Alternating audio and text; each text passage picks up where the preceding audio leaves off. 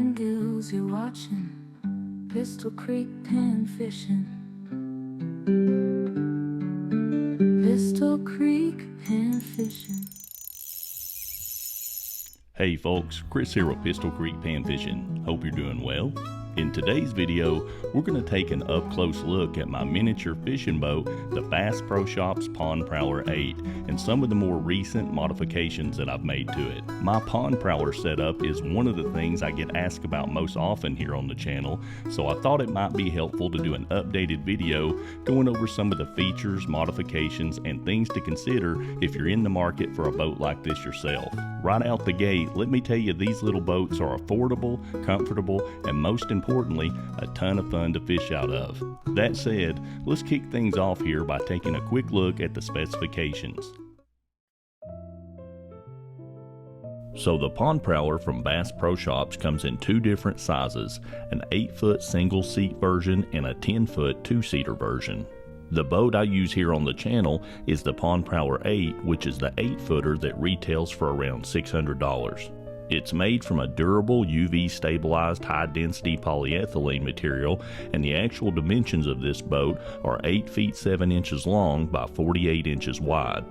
For convenience, I usually transport mine on a small 5x8 utility trailer, but it'll also fit in the bed of most full-size pickup trucks if you don't own a trailer or need to launch the boat from a spot with limited parking space. When empty, the Pond Prowler 8 weighs right at 100 pounds, so if you do choose to haul it in the bed of a truck, a simple DIY dolly can make getting the boat to and from the water easier while also protecting the bottom from being dragged over rough surfaces. The max weight capacity for the Pond Prowler 8 is 515 pounds, and it's rated for a 2-horsepower outboard or a trolling motor with a thrust of up to 40 pounds. When it comes to on-the-water stability, this little boat is impressively stable for its size. The inside of the hull is filled with a super buoyant foam material, which makes it easy to stand up to fish or move around in the boat without having to worry about it tipping over. The Pond Prowler is actually more stable than some of the V-bottom John boats I've fished out of in the past. It's also really comfortable to fish out of. The 8-foot version comes with a single padded low back swivel seat that allows 360 degrees of pan fishing action. It also slides from one end of the boat to the other, allowing you to easily retrieve your gear. This is one of the reasons why, for lake fishing at least, I really like the Pond Prowler better than any of the fishing kayaks I've tried. It's small and convenient to transport and store while still providing a level of stability and comfort that would be hard to match with a kayak for lake fishing. One neat feature of the Pond Prowler 8 is that it comes pre-wired for a trolling motor battery with a quick connect receptacle located in the front or bow of the boat. This allows you to distribute weight more evenly by mounting a trolling motor on the bow and storing your battery at the stern. For my boat, I use a Minn Kota Endura C2, which has 30 pounds of thrust, 5 forward speeds, and 3 reverse speeds. It weighs 22 pounds and can be found at Walmart and other retailers for around $130 or so. To power the Minn Kota Endura, I use a 50 amp hour lithium iron phosphate battery from EcoWorthy that I purchased on Amazon for $140. I went with a lithium battery because they're smaller, lighter, and much more efficient than the traditional lead acid style batteries. The 50 amp hour EcoWorthy weighs just 12.65 pounds and has an estimated 10-year lifespan. For the 30-pound thrust Endura motor, I put together this table where you can see the continuous runtime battery life for each of the 5 different speed settings. On the highest speed setting, this battery will power the motor for 1.7 hours. On the lowest speed setting, it'll provide 6.3 hours of non-stop runtime. If you plan on using the Pond Prowler to travel around large lakes, this boat is also set up to accommodate a small outboard motor. I added a 2-horsepower Honda BFD2 to mine. The Honda BFD2 is a 4-stroke air-cooled motor that weighs just 27 pounds, making it perfect for this type of boat. It has a tiny 1.7 liter internal fuel tank that'll run for 1 hour straight at full throttle. A certified gas sipper, you can fish all day long for about $1.50 worth of gas with this little motor. I've owned this Honda BFD2 for 3 years now, and it's super reliable, usually firing right up with only a single pull. With a retail price of $900, this is by far the most expensive piece of my fishing setup, but it's allowed me to explore and fish lots of areas that I otherwise wouldn't have been able to access without it. You can find cheaper outboards online, but for me, the quality and reliability of a Honda motor was worth the additional cost. One of the funnest things about owning a Pond Prowler boat is the nearly unlimited amount of customization you can do to them. The straightforward layout allows for plenty of room to add rod storage, tackle boxes, fish finders, and more. While it's certainly ready to go without adding anything other than a trolling motor and battery, with a few simple modifications, you can create your own personal, perfect panfish pursuing setup, where everything you need is within arm's reach. One of the upgrades I made to my Pond Prowler was adding a removable carpeted floor and side panels. Using some half-inch weather-treated plywood and inexpensive carpet I found at my local Home Depot, I was able to create these panels that give the boat a more finished look and also allow me to screw mount my battery box, storage containers, and other accessories without having to add excessive holes to the boat itself. My battery storage box is actually a repurposed tackle box mounted to the wood floor to hold my trolling motor battery, my depth finder battery, and assorted fishing gear like floats, sinkers, and bait jars of crappie magnet slab bites and power bait honeyworms.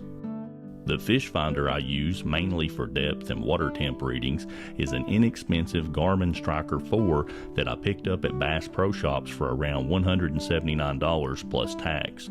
It features traditional 2D sonar and also has down imaging, which can be helpful for locating and marking submerged structure like brush piles. For tackle storage, I mounted a few simple ammo canisters along the side of the boat to organize my soft plastics, jig heads, and hard baits.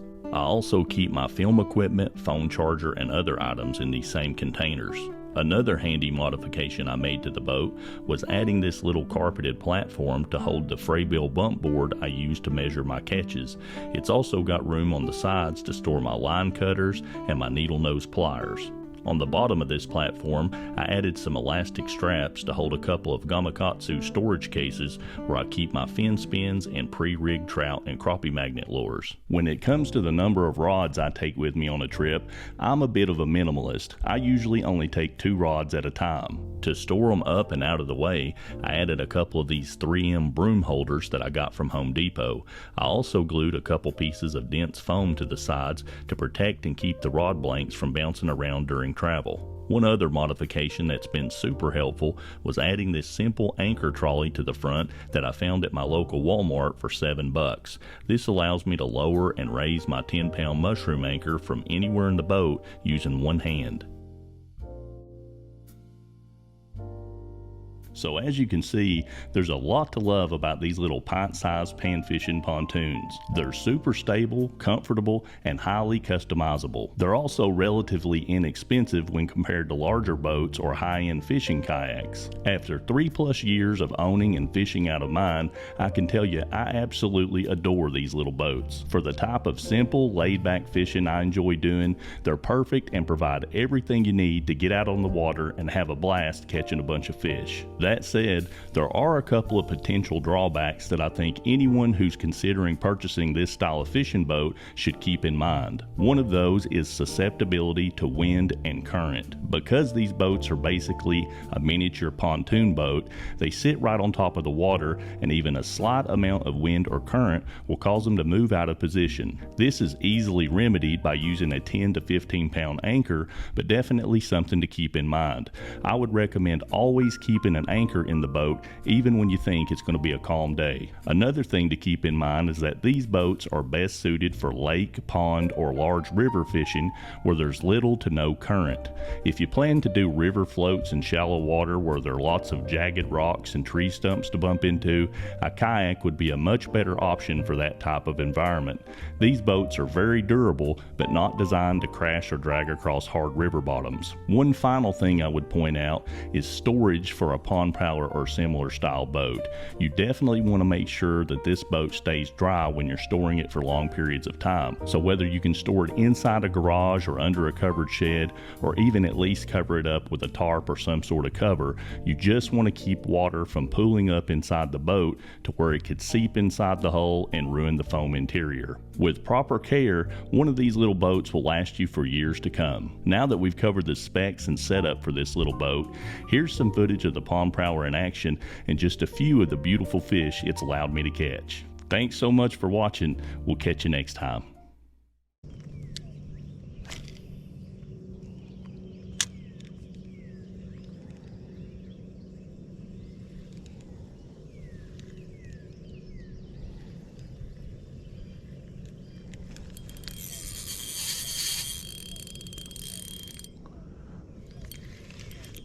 Here one comes.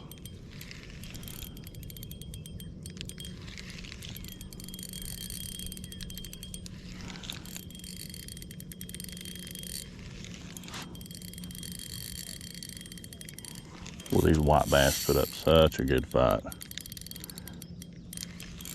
especially on this ultralight stuff.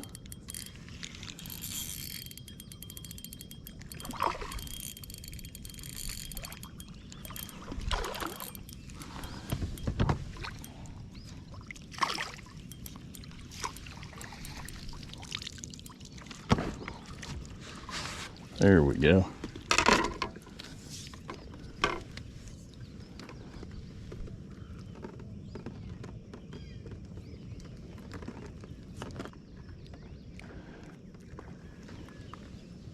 What a beautiful fish.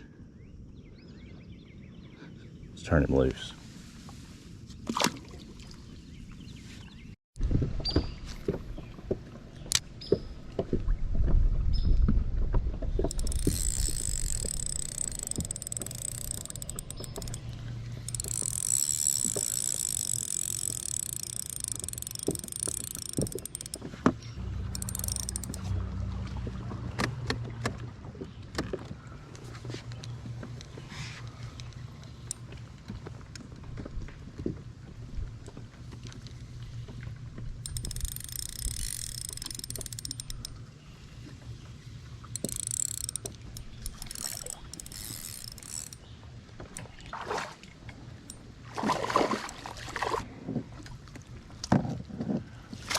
Got hung up in the tree there. I thought I was going to lose this one, but man, I'm glad I didn't.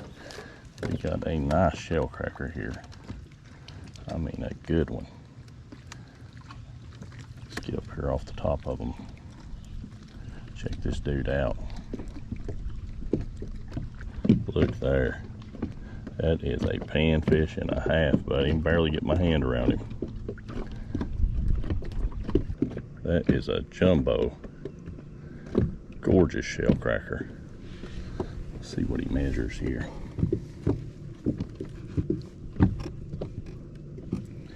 So he's a little over 11, about 11 and a quarter.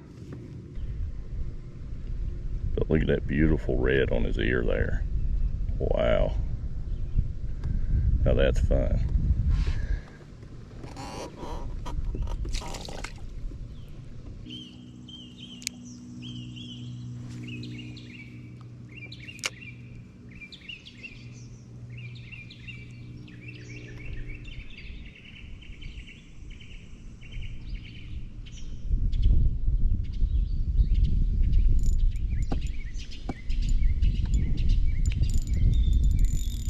Here we go.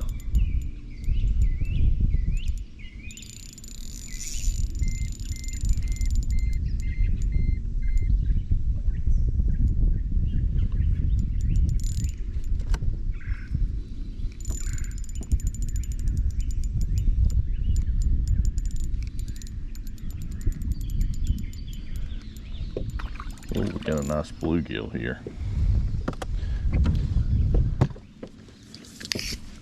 Wind's trying to push us into the bank.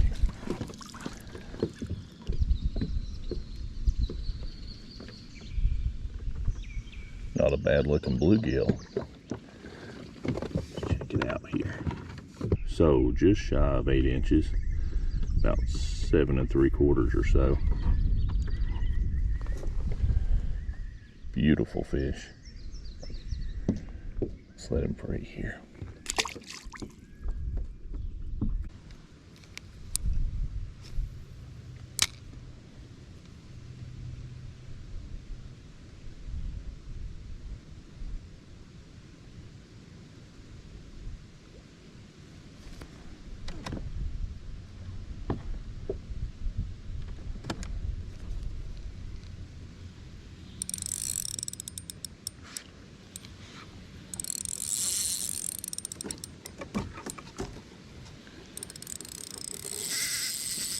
We got a runner here.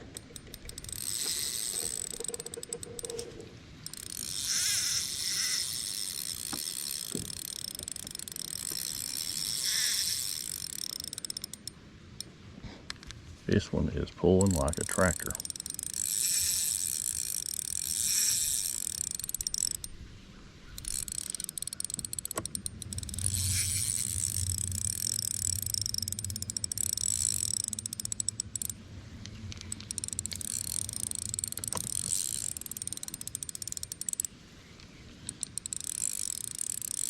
Oh, another good shell cracker.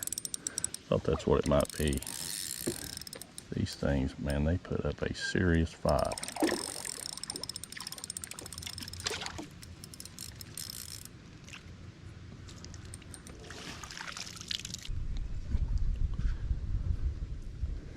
That's another behemoth.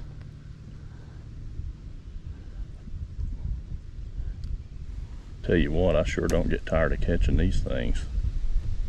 Let's check him out here. He's about 10.5, just a little bit over there, but boy, look how thick.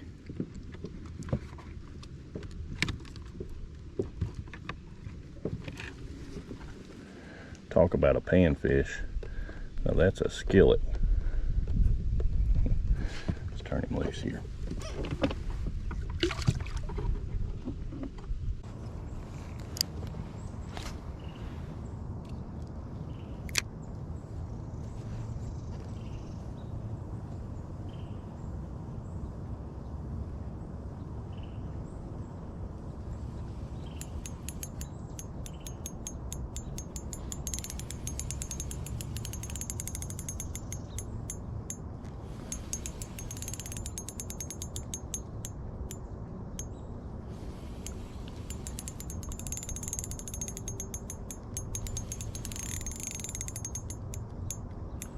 Here comes one on the fin spin.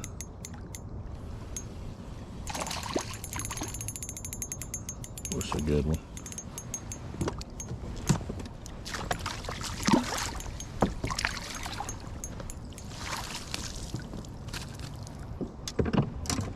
All right. Yeah. Let's get a measurement on him here.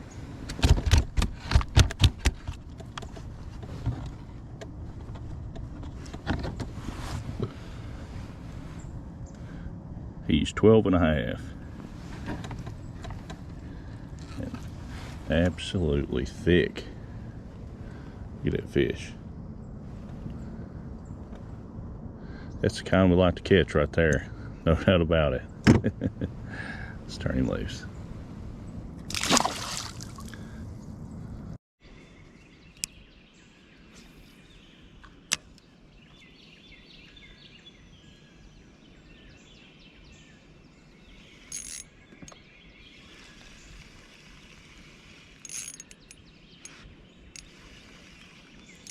Comes another one here.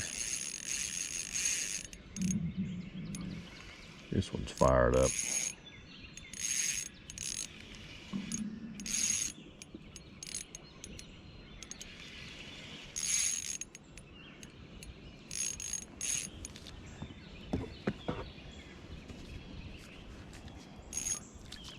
Good looking bluegill. I mean, a nice one.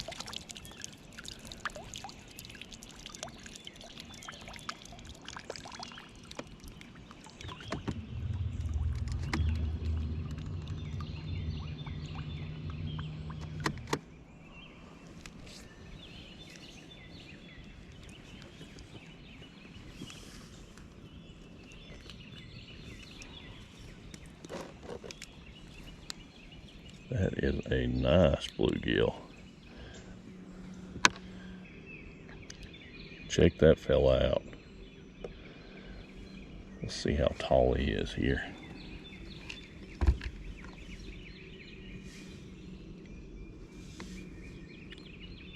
Eight and a half. But this dude puts the pan in panfish. Look how round that guy is. Lovely.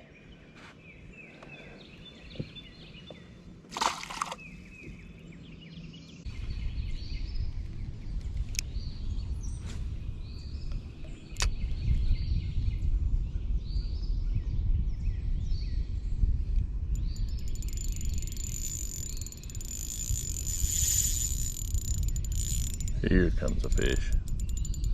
We keep him out of the tree limbs here.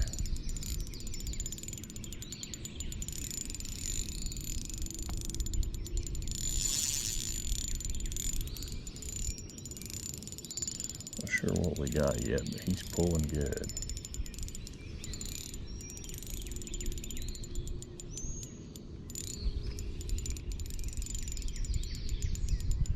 Oh, good shell cracker. What a way to start the day here. Ooh, he's fired up. Come on up here, buddy. Oh, a beauty. See if we can get him in our net.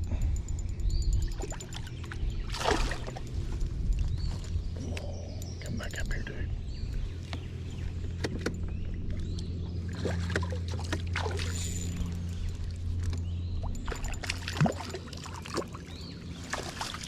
All right.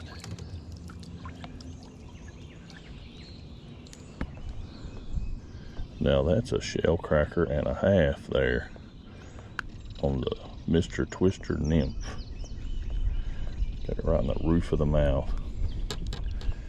Let's see if we can get him unhooked here.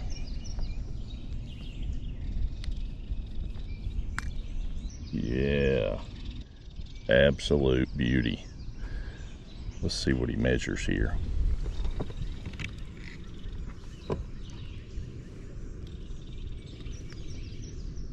Ten and a half.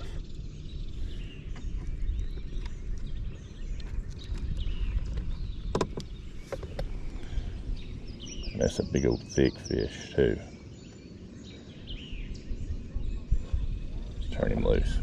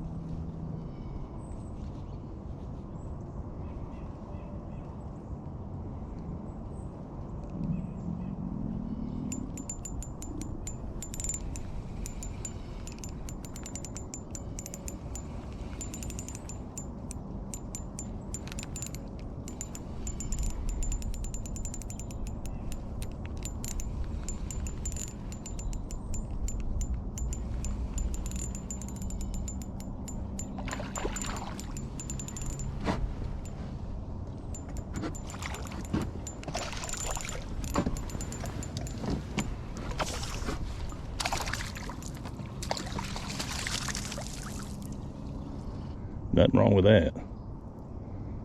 No, sir.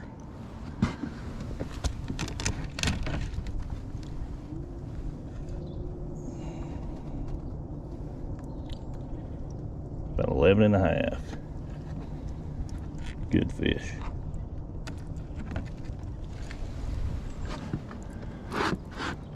Yet another black crappie.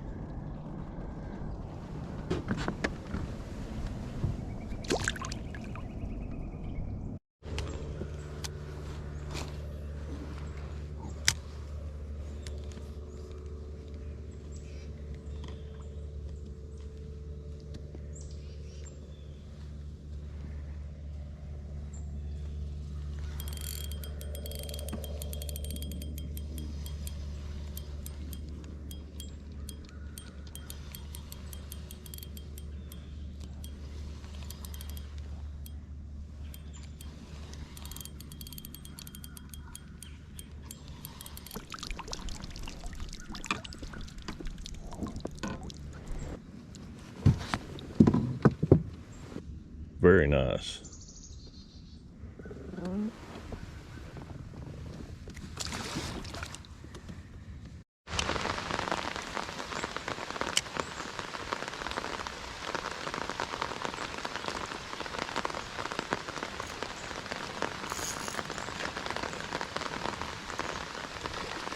Comes another one.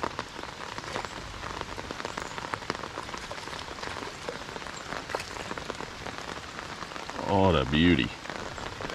I'll take all those I can get. Yes, sir.